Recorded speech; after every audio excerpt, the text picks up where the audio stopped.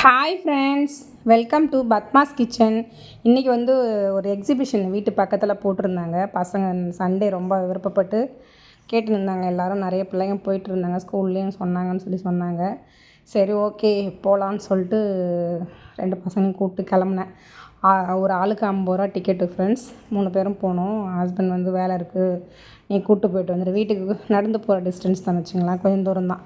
சரி ஓகேன்ட்டு கிளம்புனோம். சரி, உடம்பும் கொஞ்சம் கோல்டாக இருக்கிறதுனால பேச முடியலைங்க ஃப்ரெண்ட்ஸ். அதனால தான் லாங் வீடியோ போட முடில. வாய்ஸ் கொஞ்சம் இதுவாக தான் இருக்குது இன்னுமே. கண்டிப்பாக வீடியோஸ் நிறைய இருக்குது, கண்டிப்பாக வரும். இனிமேல்ட்டு வந்து லாங் வீடியோ நிறைய வரும். ஒரு சிஸ்டர் கேட்டிருந்தாங்க லாங் வீடியோ போடுங்கக்கான்னு, கண்டிப்பாக போடுறேன். ஜுவல் பற்றி ஒரு சிஸ்டர் கேட்டிருந்தாங்க, வந்து சப்ஸ்கிரைபர் தான் அவங்க கேட்டிருந்தாங்க. இந்த மாதிரி வந்து ஜுவல் வந்து நீங்கள் இதில் போட்டிங்களா, அமௌண்ட்டில் போட்டிங்களா, இல்லைனா வந்து 2-3 பேர் அந்த மாதிரி கமெண்ட்ஸில் கேட்டிருந்தாங்க. இன்னொரு ஷார்ட்ஸ்லேயும் வந்தது கமெண்ட்ஸ். ஜுவல் வந்து நான் வந்து அமௌண்ட்டில் தான் போட்டேன் சிஸ்டர். அமௌண்ட்டில் தான் எனக்கு லாபமாக தெரிஞ்சுது. நிறைய பேர் நான் போடும்போது அமௌண்ட்டில் தான் பே பண்ணிகிட்டு இருந்தாங்க. ஏன்னா அப்போ கோல்டு ரேட் வந்து அதிகமாகவும் இருந்தது.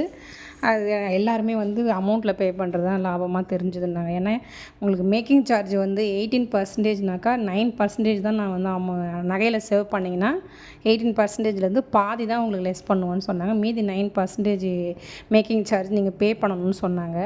ப்ளஸ் ஜிஎஸ்டி இதெல்லாம் வரும்னு சொன்னாங்க. அதனால் நான் அது வேண்டாம், நம்ம எப்படி சின்ன பொருள் தான் எடுக்க போகிறோம், எப்படி பார்த்தாலும் 18%க்கு மேலே தான் வரும். அதனால் நம்ம அமௌண்ட்லேயே பே பண்ணால் தான் நமக்கு லாபமாக இருக்கும்னு நான் கெஸ் பண்ணி நான் அந்த மாதிரி போட்டுட்டேன். நீங்கள் பெரிய நகையாக வந்து போடுறீங்க, பெரிய அமௌண்ட்டாக போடுறீங்கன்னா வேணால் நீங்கள் நகையில் வந்து நீங்கள் சேவ் பண்ணலாம், அது உங்களுக்கு லாபமாக இருக்கலாமோ என்னவோ. ஆனால் எனக்கு இது வந்து அமௌண்ட்டில் இது பண்ணது எனக்கு லாபமாக தான் இருந்தது. ஏன்னா நான் எடுத்த நகையோட இது கூட பார்த்தீங்கன்னாக்கா 18.6% போட்டிருந்தாங்க. அந்த 6% அப்புறமா கொஞ்சம் லெஸ் பண்ணி கொடுக்க பண்ணாங்க. அந்த மாதிரி நான் போட்டேன். எனக்கு நல்ல லாபமாக தான் இருக்குது. நெக்ஸ்ட் மந்த்து போடலாமான்னு ஒரு யோசனையில் இருக்கிறேன். சப்போஸ் சீட்டு போட்டேன்னா உங்களுக்கு அதோடய டீட்டெயில் நான் எப்படி போடுறேன், அமௌண்ட்டில் போடுறேன்னா இல்லை வந்து கேஷாக போடுறேன்னான்றதை நான் உங்களுக்கு கண்டிப்பாக சொல்கிறேன். இந்த வீடியோ உங்களுக்கு பிடிச்சிருந்தா, பயனுள்ளதாக இருந்தால் லைக் பண்ணுங்கள், ஷேர் பண்ணுங்கள், கமெண்ட் பண்ணுங்கள், சப்ஸ்கிரைப் பண்ணி வச்சுக்கோங்க.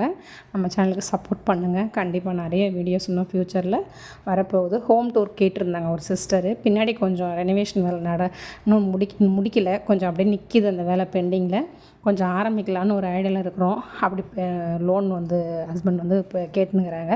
சப்போஸ் அப்படி வந்துடுச்சுன்னா, ஆஃபீஸ் லோனில் செலக்ட் ஆகிடுச்சுனாக்கா வந்தால் நாங்கள் அந்த வேலையை முடிச்சுட்டு ஹோம் டூர் வந்து ஃபினிஷிங்காக நல்லா அழகாக பண்ணிவிட்டு போடுறோம். கண்டிப்பாக ஹோம் டூர் போடுறோம் ஃப்ரெண்ட்ஸ். ஃப்யூச்சரில் அதுவும் எங்கள் மைண்டில் நீங்கள் கேட்ட எல்லாமே கொடுக்கணுன்னு தான் நானும் நினச்சி வச்சுருக்கேன். கண்டிப்பாக போடுறேன்.